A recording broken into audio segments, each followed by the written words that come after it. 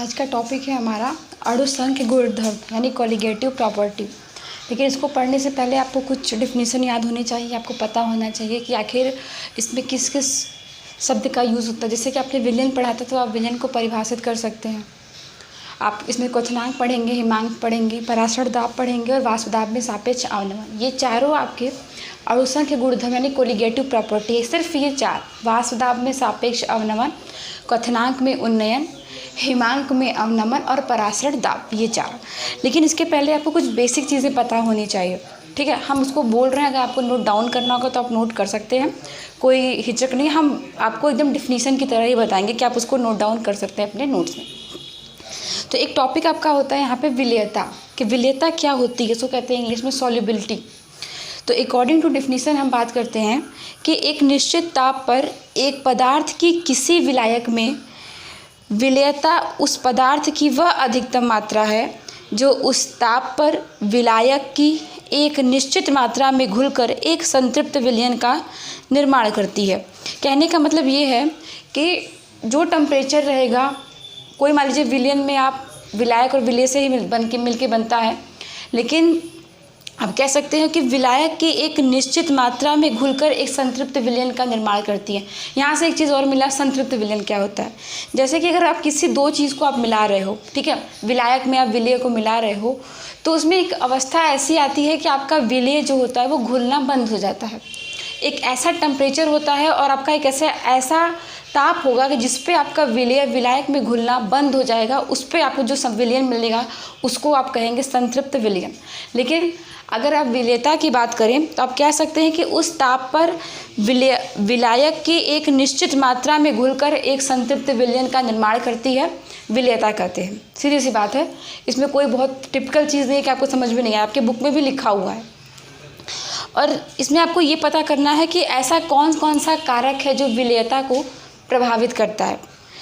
तो पहला तो होता है विलेय और विलायक की प्रकृति। विलेय और विलायक की प्रकृति ही विलेयता को प्रभावित करती है।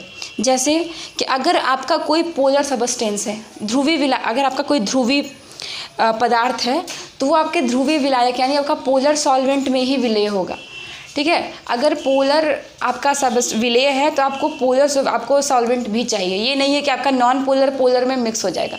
ध्रुवीय विलेय सिर्फ ध्रुवीय विलायक में ही आपका घुलनशील होता है।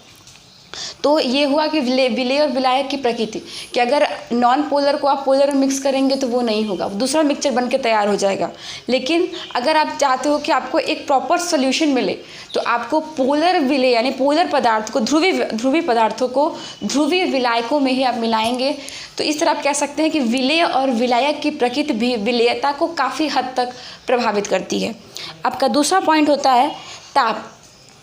जब कोई पदार्थ उष्मा उत्सर्जन के साथ घुलित होता है, यानी आप किसी भी सबस्टेंस को अगर आप मिला रहे हो, आपकी एनर्जी रिलीज हो रही है, ठीक है, तो ताप में जब वृद्धि होगी यानी जब आपका टेम्परेचर बढ़ेगा विलयन का, तो उसकी विलेयता घटेगी। तो सिंपल सा बात है कि अगर आप टेम्परेचर को इंक्रीज़ करोगे तो विलेयता आपकी ऑटोमेटिक घटती चली जाएगी। दोनों इन्वर्सली प्रोपोर्शन में होते हैं। आप कह सकते हैं कि अगर आपने टेम्परेचर को इंक्रीज़ किया हुआ है तो विलेयता घटेगी, और अगर टेम्परेचर कम है तो आपकी विलेयता जो होगी वो बढ़ेगी। ये होता कैसे है, ये एक प्रिंसिपल है ली-सा-तेलिए, आप पढ़ेंगे भी उसको, लासा-तेलिए प्रिंसिपल करके है।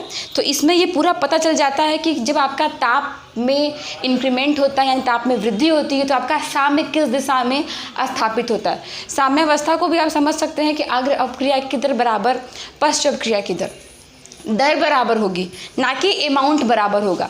जिस दर से, जिस रेट से आपका अभिकारक आपस में अभिक्रिया करके उत्पाद को बना रहे हैं, दोनों का रेट इक्वल होगा, ना कि अमाउंट इक्वल होगा। जैसे अगर मान लीजिए मैंने यही बोला कि हमारे पास, हमने और आपने 2-2 रुपये का ट्रांसफ़र किया, एक दूसरे को शेयरिंग किया, 2 रुपये मैंने दिए, 2 रुपये आपने दिया। चूँकि मेरे पास 20 था और आपके पास 25 था, तो मेरे पास 22 हुआ, आपके पास 27 हुआ। तो आप ये नहीं कह सकते हैं कि मात्रा इक्वल हो गई। मात्रा आपकी इक्वल नहीं है, रेट आपका इक्वल है, यानी अग्र अपक्रिया की दर बराबर है पश्च अपक्रिया के दर के, ठीक है। तो विलेयता को प्रभावित करने वाले कारक एक मैंने बताया विलेय और विलायक की प्रकृति, यानी पोलर सिर्फ पोलर में ही डिजॉल्व होगा। आप सीधे से समझिए एक लाइन में, पोलर में डिजॉल्व होगा, नॉन पोलर में डिजॉल्व होगा, ठीक है। और सबसे बड़ी बात ये होती है कि एक विलायक का डाई इलेक्ट्रिक कांस्टेंट जितना अधिक ज़्यादा होगा उसमें किसी आयनी ठोस की विलेयता भी उतनी अधिक होगी। आपको सिंपल सा समझना है, एक लाइन का आंसर होता है कि अगर कोई आपसे पूछ सकता है कि विलेयता किन कारकों पर निर्भर होती है, पहला तो आपने बताया कि विलेय और विलायक पे, तो कैसे, polar polar dissolve, non polar dissolve. और सबसे बड़ी बात तो ये होती है कि इसमें आपका एक वर्ड है कि विलायक का डाई इलेक्ट्रिक कांस्टेंट जितना ज़्यादा होगा उसमें किसी आयनिक ठोस की जो विलेयता होगी उतनी ही अधिक होगी। अब मैंने बताया कि टेम्परेचर भी किस तरह प्रभावित करता है, यानी जब किसी विलायक में एक ठोस की विलेयता पर ताप का प्रभाव घुलन प्रक्रिया में उष्माक्षेपी है या उष्माशोषी है, तो आपको इसको लासातेलिए प्रिंसिपल से ज्ञात करना होता है कि कौन सा रिएक्शन आपका उष्माक्षेपी है और कौन सा आपका उष्माशोषी है। ठीक है। और एक चीज़ आपका और है कि जब कोई पदार्थ उष्मा अवशोषण के साथ घुलित होता है, पहला पॉइंट होता है कि जब कोई पदार्थ उष्मा का उत्सर्जन करता है तो ताप में वृद्धि होती है और विलेयता घटती है, लेकिन कोई पदार्थ अगर उष्मा का अवशोषण कर रहा है तब वो उसमें डिजॉल्व हो रहा है तो ताप में वृद्धि पर उसकी विलेयता भी वृद्धि होगी। ठीक है। तो ये आपका नॉर्मल चीज़ है कि विलेयता हुआ, लेकिन हम यहाँ पर बात कर रहे हैं आपके कॉलिगेटिव प्रॉपर्टी की।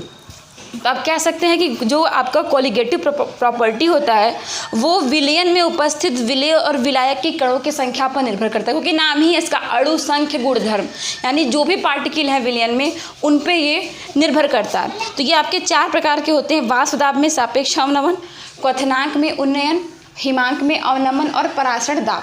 पहला आपका टॉपिक है इसमें वाष्प दाब में सापेक्ष अवनमन। मान लीजिए कोई भी आपका सॉल्यूशन है तो उसमें शुद्ध विलायक का वाष्प दाब P0 है।